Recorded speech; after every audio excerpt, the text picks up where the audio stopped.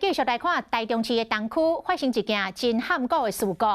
一台白色的修理车倒弯，弄到分隔岛了后，车倒退，喷倒去后壁细窟啊，扫到边啊4台在等红灯的奥多麦共弄到，有3个骑士受伤。讲修理车的驾驶并无啉酒，可能是车失控，才会造成这个事故。 一台白色车伫路口倒弯，可能是闸无好势，弄到中央分隔岛边有过道奥多麦经过时，赶紧闪过。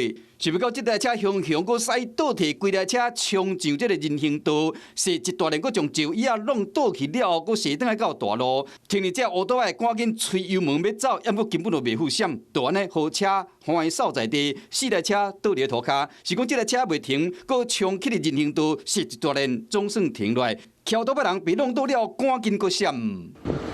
这件车祸发生伫台中市东区一个路口，来到现场，过当看到歹去的石椅啊，人行道佫有当时车弄到黑色的混染，当时讲弄一个真大声。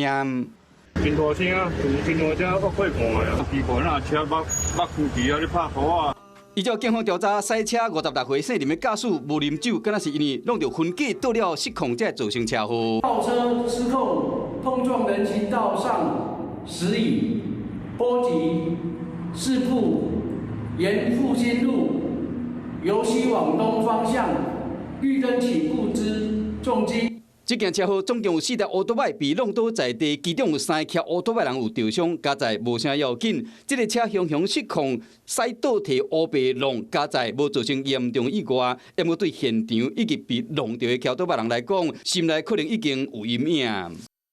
Hello， 我是陈雅玲。想要抢先掌握最及时的新闻资讯吗？赶快订阅、按赞、开启小铃铛，锁定华视新闻 YouTube 频道。